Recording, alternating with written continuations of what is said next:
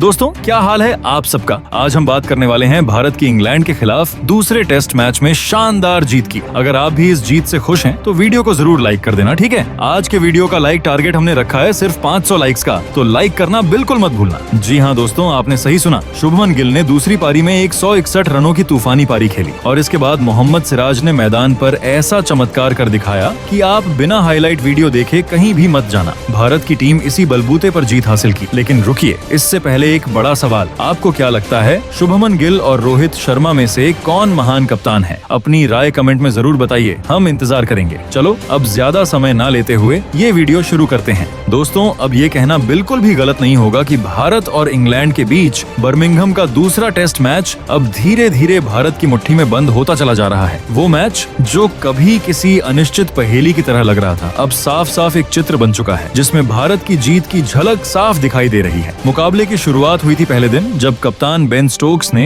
Toss जीतकर एक बहादुर लेकिन उतना ही खतरनाक फैसला लिया। भारत को बल्लेबाजी का न्योता दे दिया। शायद स्टोक्स को लगा था कि पहले घंटे में इंग्लैंड के गेंदबाज स्विंग और सीम से कहर बरपा देंगे, लेकिन उन्हें शायद अंदाजा नहीं था कि भारतीय कप्तान शुभमन गिल के पास एक तूफानी इरादा है। गिल ने 269 रन की ऐसी विस्फोटक पारी खेल दी जिसने इंग्लैंड की पूरी रणनीति को तहस नहस कर डाला। भारत ने पहली पारी में कुल 587 रन ठोक डाले, एक ऐसा स्कोर जिसने मैदान के माहौल को ही भारत के रंग में रंग दिया। अब जब इंग्लैंड बल्लेबाजी करने उतरी तो एक तूफान जैसे भारत के गेंदबाजों ने खड़ा कर दिया। शुरुआती 5 विकेट महज 84 रन पर ही गिर चुके थे। भारत की पकड़ उस समय इतनी मजबूत लग रही थी कि लग रहा था इंग्लैंड की टीम 250 तक भी नहीं पहुंच पाएगी। लेकिन तभी मैदान पर आए हैरी ब्रूक और जिमी स्मिथ। दोनों ने मिलकर ऐसी ऐतिहासिक साझेदारी रच दी जिसने एक पल के लिए भारत की बढ़त पर भी सवाल खड़ा कर दिया। दोनों ने मिलकर 303 रन जोड़े और इंग्लैंड को 407 रन तक पहुंचा दिया। इस साझेदारी ने भले ही स्कोरबोर्ड पर इंग्लैंड को सम्मान दिया हो, लेकिन भारत की बढ़त अब भी 180 रन की मजबूत चट्टान जैसी थी। भारत ने फिर से मोर्चा संभाला और अब दूसरी पारी में इंग्लैंड पर दबाव डालने का वक्त था। लक्ष्य था स्कोर को 300 रन के पार ले जाकर इंग्लैंड को ऐसा लक्ष्य देना जहां सिर्फ बल्लेबाजी नहीं, हिम्मत भी जवाब दे जाए। तीसरे दिन के अंतिम सत्र में यशस्वी जायसवाल और केएल राहुल पिच पर उतरे। दोनों की चाल में संयम था लेकिन आंखों में मंजिल की चमक। लेकिन यशस्वी जायसवाल इस बार लंबे वक्त तक नहीं टिक पाए। जोश टंग की एक शानदार इन स्विंग गेंद ने उन्हें चौंका दिया और अंपायर की उंगली उठ चुकी थी। जायसवाल 28 रन पर एलबीडब्ल्यू आउट हो गए। भारत को पहला झटका मिल चुका था, लेकिन इसके बाद केएल राहुल और करुण नायर ने समझदारी से पारी को संभाला। दोनों ने धीरे धीरे रन जोड़ने शुरू किए। टीम इंडिया ने तीसरे दिन का खेल खत्म होने तक एक विकेट पर 64 रन बना लिए थे। केएल राहुल 28 रन पर नाबाद थे और करुण नायर 7 रन बनाकर उनका साथ निभा रहे थे। अब सुबह का सूरज चौथे दिन की शुरुआत के साथ मैदान पर निकला और भारत को उम्मीद थी कि ये दिन उनके लिए और मजबूती लेकर आएगा। लेकिन जैसे ही गेंदबाज ब्राइडन कार्स ने नई गेंद थामी, भारत की उम्मीदों को एक बार फिर से झटका लगा। करुण नायर, जो अब तक 47 गेंदों में 26 रन बनाकर जमने की कोशिश कर रहे थे, एक शॉर्ट लेंथ गेंद पर कट मारने के चक्कर में जेमी स्मिथ के हाथों विकेट गंवा बैठे। गेंद बल्ले का किनारा लेती हुई सीधे विकेटकीपर के दस्तानों में समा गई और भारत को दूसरा बड़ा झटका लग चुका था। अब दोस्तों, एक और स्कोरबोर्ड पर रन धीरे धीरे बढ़ रहे थे तो दूसरी ओर विकेटों की चुपचाप होती गिरावट दर्शकों के दिलों में बेचैनी बढ़ा रही थी। यह मैच अब वहां पहुंच चुका था जहां हर गेंद कहानी बन सकती थी और हर गलती नतीजा बदल सकती थी। फिर दोस्तों, मैदान की उस गूंज के बीच जब हर किसी को उम्मीद थी कि कोई मसीहा टीम इंडिया को इस मुश्किल से बाहर निकालेगा, कप्तान शुभमन गिल खुद मैदान पर उतरते हैं। उनका चेहरा शांत था लेकिन आंखों में चिंगारी साफ दिखाई दे रही थी। सामने इंग्लैंड के गेंदबाज अपनी पूरी ताकत झोंक रहे थे और भारत की पारी अब डगमगाने लगी थी। केएल राहुल, जो अब तक टीम को संभालने की जिम्मेदारी बखूबी निभा रहे थे, उन्होंने अर्धशतक जड़कर राहत तो दी थी, लेकिन संकट अभी टला नहीं था। शुभमन गिल और केएल राहुल के बीच साझेदारी शुरू ही हुई थी कि अचानक फिर से वो घातक मंजर लौट आया जिससे भारत की पहली पारी में टीम गुजरी थी। केएल राहुल, जो 55 रन बनाकर अच्छे टच में दिख रहे थे, अचानक जोश टंग की एक ऐसी गेंद पर चकमा खा गए जो सीम पर हल्की मूवमेंट के साथ अंदर आई। राहुल ने बचाव करने की कोशिश की लेकिन गेंद पैड पर जा लगी और अंपायर की उंगली हवा में उठ चुकी थी। पूरा स्टेडियम एक बार फिर सन्नाटे में डूब गया। राहुल आउट हुए और स्कोर था सिर्फ 126 रन पर 3 बड़े विकेट खो चुके थे। भारत की बल्लेबाजी इकाई ऐसे बिखरती दिख रही थी जैसे रेत की दीवार पर समंदर की लहरें। अब कमेंटेटर भी कहने लगे थे कि भारत के लिए 200 रन तक पहुंचना भी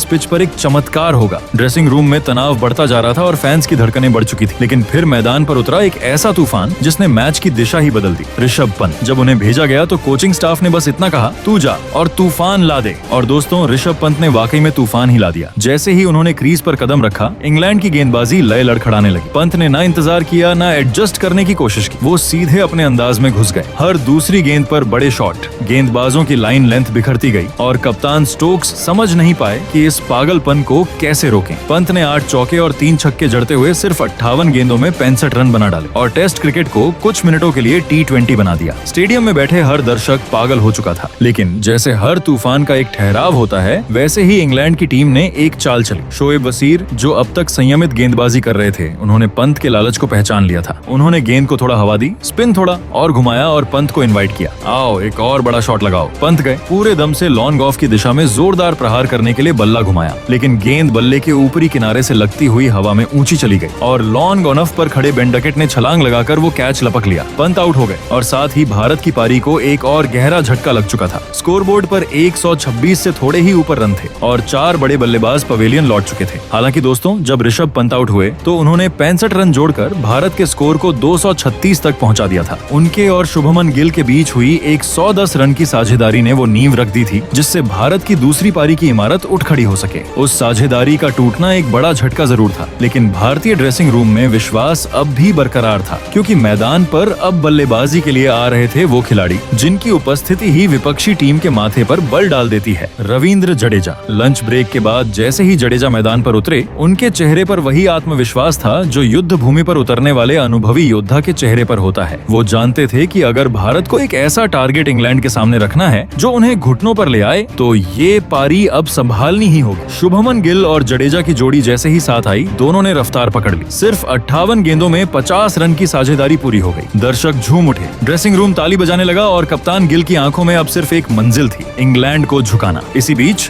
शुभमन गिल ने अपनी टेस्ट क्रिकेट की एक और सुनहरी शतकीय पारी पूरी की, और वो भी एकदम राजसी अंदाज में। उनका बल्ला बोल रहा था, उनकी चाल में आत्मविश्वास की गरज थी। गिल ने जैसे ही 100 रन पूरे किए, ड्रेसिंग रूम में जश्न का माहौल छा गया। लेकिन दोस्तों, शुभमन यहीं नहीं रुके। उन्होंने अजीब सी खामोशी के बीच रन बनाते बनाते 100 से 150 पार कर लिए। अब वह इंग्लैंड के गेंदबाजों को ऐसे तोड़ रहे थे जैसे कोई मूर्तिकार धीरे धीरे एक चट्टान को कलाकृति में बदलता है। रविंद्र जडेजा भी पीछे नहीं हटे, वह भी अपनी धुन में थे, एकदम संयमित लेकिन घातक। दोनों ने मिलकर महज 208 गेंदों में 175 रन की साझेदारी कर डाली। उस वक्त लग रहा था कि यह भारत की सबसे बेहतरीन टेस्ट पारियों में से एक बन जाएगी।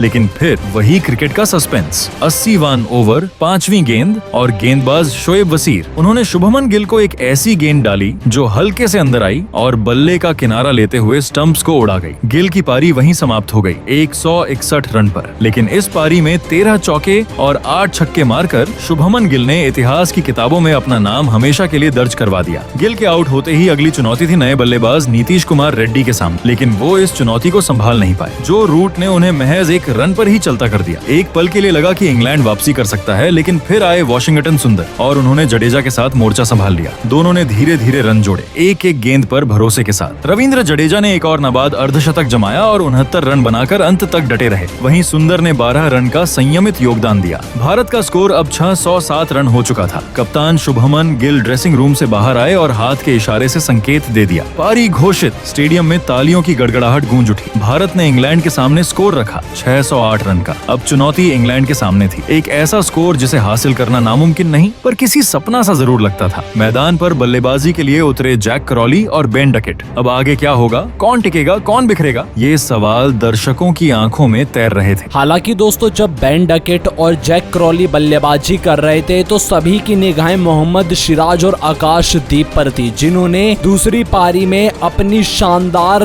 गेंदबाजी से चमत्कार करके दिखा दिया चौथे ही दिन। जी हाँ दोस्तों, जैक क्रॉली को फंसा कर रखा पहले ओवर में आकाशदीप ने। हालांकि दोस्तों, यहाँ पर आकाशदीप को विकेट तो नहीं मिला, लेकिन दोस्तों जब दूसरा ओवर करवाने के लिए मोहम्मद सिराज मैदान पर आए तो दोस्तों यहाँ पर मोहम्मद सिराज ने बता दिया कि वो क्यों बुमराह से बड़े गेंदबाज हैं। जी हाँ दोस्तों, यहाँ पर मोहम्मद सिराज ने जैक क्रॉली का विकेट लेकर उनको शून्य पर ही चलता किया। और दोस्तों यहाँ पर इंग्लैंड की टीम 11 रन के स्कोर पर ही अपना पहला बड़ा विकेट खो चुकी थी, वो भी तब जब उनको जीतने के लिए 608 रन चाहिए थे। अब यहाँ ऑली पॉप मैदान पर उतरे, जहां दोस्तों ओली पॉप और बेन डकेट के बीच साझेदारी आगे बढ़ पाती उससे पहले ही आकाशदीप ने बेन डकेट को अपने जाल में लगभग फंसा लिया। और दोस्तों इस मैच में भारत का ऐसा कमबैक होता देख हर कोई हैरान था, क्योंकि अब लगने लगा कि टीम इंडिया इस मुकाबले को